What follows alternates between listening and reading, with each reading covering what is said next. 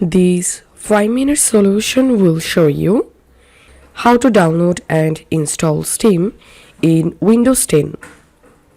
First of all, open your browser and open store.steampowered.com. This is the official Steam website. Once you are here, sign into your Steam account and then click on Install Steam.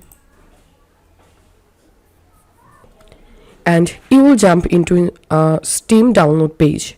Here click on Install Steam and the Steam installer will be downloaded. Once it's done, go to your file manager and come to this downloads folder, and here you will get Steam setup.exe.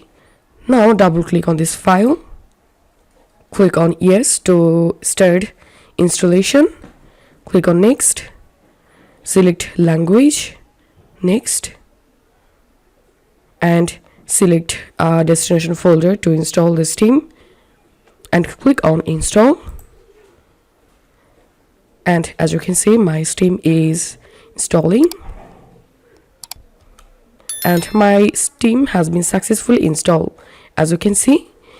And now you can easily launch the Steam on your computer and you can sign into your Steam account to use it.